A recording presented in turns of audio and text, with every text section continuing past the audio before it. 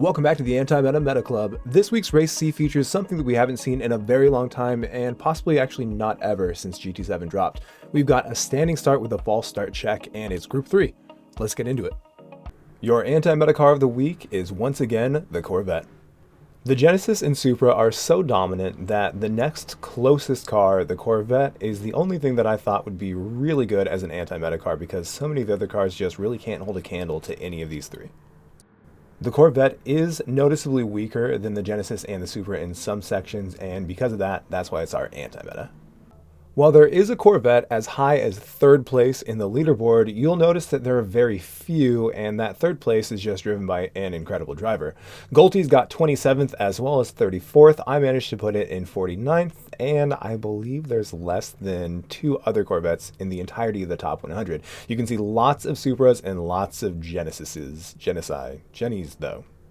A massive shout out to Digit for the setup. He shared this on his really fantastic website. If you haven't given it a look, please check it out. I'm going to leave a link to it in the description, but it is an incredible resource for anyone who likes Gran Turismo, especially sport mode. As soon as your lap starts, look for the end of the grass on the left and move up onto the curb, avoiding the green part beyond the curb. That will give you dirty tires. Right before the 100 meter board is when you're going to hit the brakes. I like to get all the way down to second gear and wait until I'm after the 50 meter board before I start turning in. You can go all the way over this yellow inside curb, but it's going to make your car bounce. And you can also go over the outside yellow, but if you go anywhere beyond that, it's going to give you a penalty. Be very gentle on the throttle. If you slide or if you bounce the car, it's probably going to make you slide off and give you a penalty. The penalties here are very sensitive. For the second braking zone, I like to brake off the curb but then move onto the curb to give myself the widest entry possible, and we're going to brake right before the 100 meter board. Get yourself all the way down to first gear, and you're going to wait until you're actually a full car length beyond the 50 meter board before you start turning in. You want to just barely graze this curb. If you use too much of it because of the undulation of the track, it's going to make you get really unbalanced, and any kind of loss of traction here is going to be super bad for the amount of speed you carry up the hill. These first 2 corners are a very good way to practice your throttle control and your patience. It's very important not to slide there. I actually completely avoid the curb for this next one. Brake right before the 100 meter board. You're going to get yourself all the way down to second gear, and you're going to aim for a very late apex. Of course, just like every other corner, you're going to wait till you come all the way off the brakes to add the final bit of steering, and you can kind of avoid the inside curb. You can use it, but it's also easy to slip, so I think it's better just to avoid it, get up to third gear, and then get on that throttle while you're still turning in to avoid going all the way off the track. For the next corner, you do not need to shift up to 5th gear, just rev 4th out. Right before the 50 meter board, we're going to hit the brakes and we're immediately going to start turning in after downshifting to 3rd gear. I like to downshift to 2nd to get the car to rotate, but then of course we're going to get back up to 3rd gear and wait till the car is completely turned in and facing the direction you want it before you get on the throttle. If you get on the throttle too heavily here, it's going to make you understeer. It's very important that you're very gentle on the throttle. Position yourself so your left tire is on the left side of the white line, and once you get past this green part right here, that's when you're going to hit the brakes. Very little braking at this point is going to be required for you to get your car tucked into the line that you want, which is just on the inside of the dark tire marks. Once you hit those tire marks, you're going to hit 3rd gear, then get back on that throttle, continuing to steer to the left. You can go all the way up on this curb as long as your left tires are on the red and white part of the curb, and again, this is a place where you get a lot of penalties, so be very careful you don't go all the way up on the green. After tracking out, make sure you come back on the track before you hit the grass, and then after the grass, you're going to move up on the curb once again. Once you get all the way past the 100 meter board, that's when you're going to hit the brakes. Turn in after the 50, dip down to 3rd gear just to tuck the nose in all the way up to the apex, and then back into 4th gear, trying to avoid going all the way from the grass. If you get on the throttle too heavily, once again, you're going to understeer off the track, and you do not want that. Just barely staying on the red and white curb, approximately 3 of the red squares on that curb before the start of the grass here on the left is when you're going to hit the brakes. You want to immediately get down to 3rd gear and use as much of this inside curb as you can. It's not too bad if you hit that yellow. It will upset the car, but because of the nature of the corner, you should be able to get back on the throttle as soon as you get past it. Of course, make sure that you shift up to 4th and come all the way back on the track before you hit the grass, and that's it. Let's look at it in full speed, and I'll give you a few important notes as well. I used to go all the way up and put my left tires on the green on the outside of the curb here, but it does give you dirty tires, which makes getting on the throttle here much, much more difficult. It does give you more space, but because the tires are slippery, it doesn't actually benefit you the majority of the time. It's not impossible, but I've actually gone faster by not putting my tires out on the green. When it comes to this curb up here, if you brake heavily while on the curb, for whatever reason, it messes with the ABS, but you can safely brake off the curb, then move onto it while you're braking. And this final curb, you don't want to use the curb at all. I can sometimes make use of it, but even when I brake off the curb and move onto it, sometimes it makes the ABS act really funny. It makes me do unpredictable things, so I like to just completely avoid both curbs actually on this corner right here. Balancing how much brake you give as you turn in is really important here, because I like to actually turn in right before braking and then try to trail brake as much as I can, try to avoid oversteer and understeer. And then when you get on the throttle, you're right on a crest, so it's really important to not get on the throttle too heavily. Just like I said, this left-hander that we just passed, it's really easy to slow down way too much. Test using just very light amounts of brake to just get your car to turn rather than try to get it to slow down too much. This final corner I actually lost at least a tenth, maybe a tenth and a half or 2/10 because I kind of did the final corner weird. I braked early, but then I just held the brakes and then turned in later to avoid getting a penalty, and that ended up just making me lose a lot of momentum. I mentioned at the beginning of this video that we have a combination that we haven't really seen before since GT7 dropped, and I do think that's true, but what I'm specifically referring to is the grid start with a false start check. I don't think we've had that for a Group 3 race specifically, and that can be really tricky. Now, there is a little bit of a trick, or a couple tricks that you can do. Firstly, traction control in first gear seems to be the very best way to launch the Corvette, if not pretty much all FR cars. You'll also notice that I was using the e-brake instead of the normal brake. When you use the normal brake, you're going to be using probably a little bit more than 1% pressure, and it's going to take you a little bit of time to come off the brakes. Whereas if you are on the e-brake, if you have an e-brake button, then it just instantaneously comes off, and so your reaction time is going to seem a lot faster. Now, anyone who uses traction control at the beginning, most people are going to turn it off then immediately. I know I turn it off as soon as I get grip. If you just use traction control, then of course it's not going to be an issue for you, and there's no shame in that. But for Gran Turismo, it is faster 9 times out of 10, actually 99 times out of 100 to not use traction control. Now, we've already made it through a lot of different cars, and I was not paying attention there, and I braked like 10 to 20 meters early. I don't even know why, but luckily the guy behind me didn't hit me. I would have felt really bad if I ruined his race because I braked early. I have no clue what I was thinking when I did that, and it did set me back just a little bit. But I digress. Back to the start. You probably saw that a lot of people crashed. The unfortunate thing about the false start check is that if you mess up and you get a false start, then it just makes you freeze on the track and it doesn't ghost you, which is a really interesting thing because anyone behind you then has to react really quickly. And if it happens to 2 people next to each other and the 2 people behind then react by going towards the middle, they're going to collide. So it's a scary situation, but it can make things exciting. It can make things fun. And if you can really nail a start, then as you can see, you can get a lot of positions really quickly. You've got to be really careful, make sure you don't run into anyone, and make sure that you can try to accurately predict where people are going to go. If people are on the inside, they're probably going to push really wide or they're going to go really slow. So you're going to have to prepare for that. Now, back to the race itself. As you can see, I was able to get really close to that guy. I didn't lose traction whatsoever as I took that first corner right there, and he slid out just a little bit, and you can see the massive speed difference.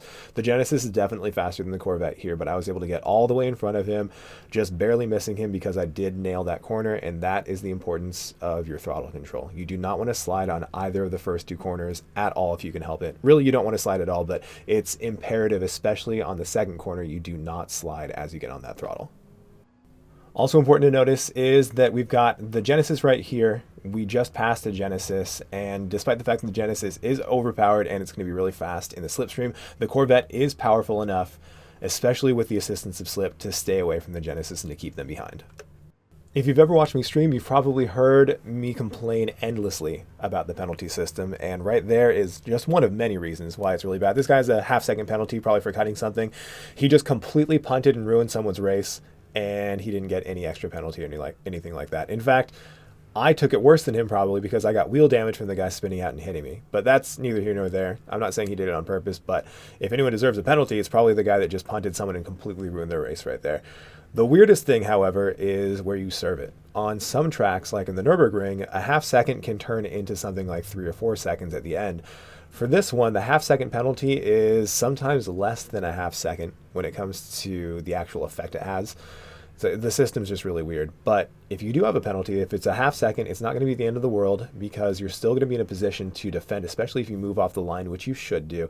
And so while we do get a lot of penalties on this track, it is not the end of the world if you do end up getting one.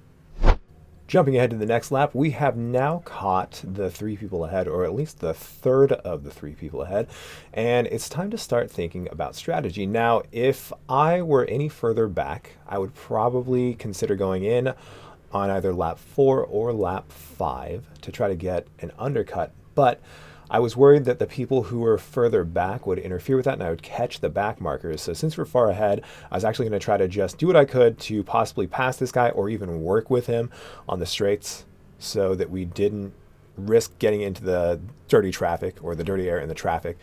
The dirty traffic, that's funny, I didn't mean to say that. So we didn't risk getting into the traffic and risk slowing down our overall pace. And I did manage to pull off a pass here, but I kind of drove a little bit funny after that. Either way, it did end up working. He just went ahead and let me have that position. I think he realized that with his last mistake that he would probably slow us both down if he tried to defend too much. So I think it was really smart driving just to let me go.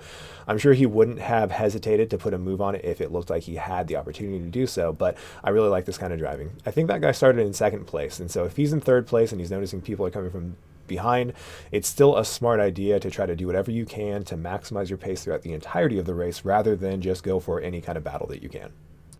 If I did go to the pits right now in lap 5, then it would be a really good opportunity for me to have a pretty even tire wear throughout both stints, but I was really worried again about running into the traffic, and I wanted to make sure that I had a really good last stint. I don't think the Corvette is great on tires. I don't think any of the cars have really bad tire wear on this race, but I don't think the Corvette is really great. So since the Corvette wasn't probably going to be extremely good, I wanted to maximize the pace for the 2nd stint, and I got this penalty. The penalty definitely reassured me that I should go into the pits now. I don't think it would be a good idea to go into the pits in lap 7th, though it's not a bad option. It just wouldn't be good since I don't really have a reason to wait any longer.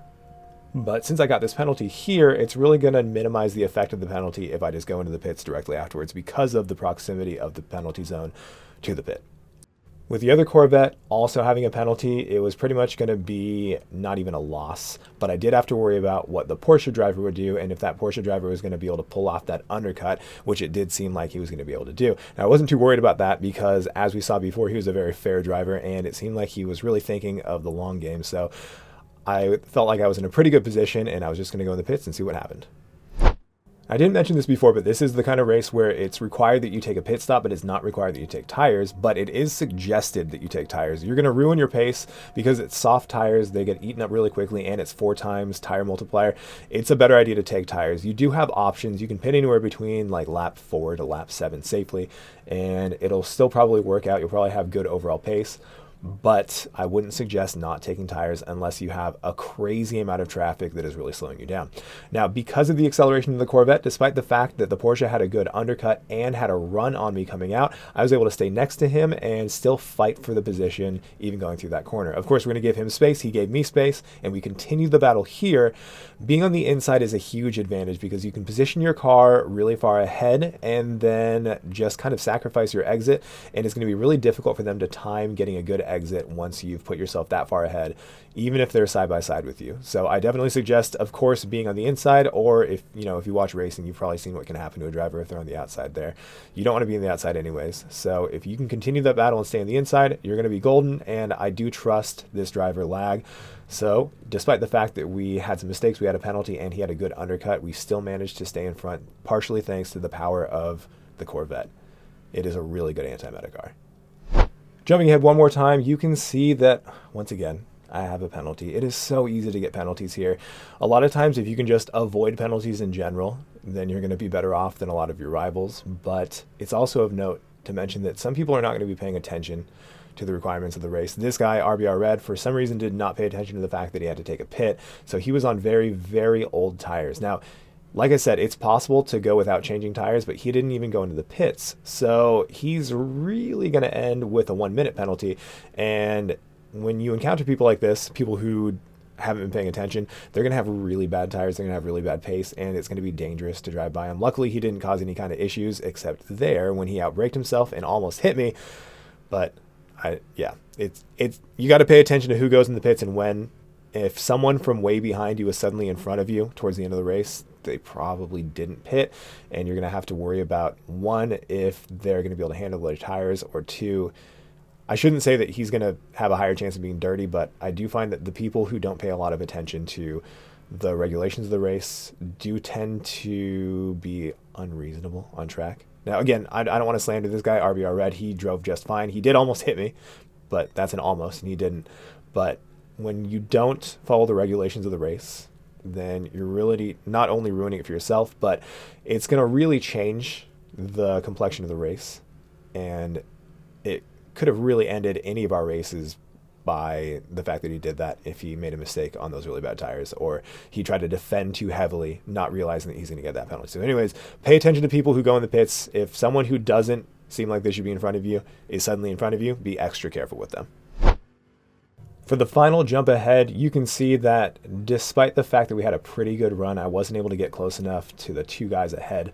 The one Corvette ahead did have a 27.6. I do think the Corvette is capable of like a 0.2, 0.3 in the right hands and the right circumstances, but it is really good to see another one of the anti-meta cars out there doing really good work.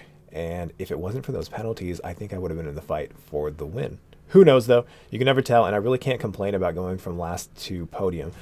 So yeah, this kind of proves how damn good the Corvette is. I really love the Corvette, and in other circumstances I'd probably say it's too good to be an anti-meta, but since every other car is pretty much too bad, our Corvette is a good anti-meta for this week.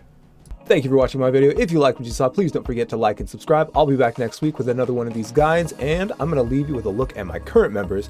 I love every one of you. Thank you very much.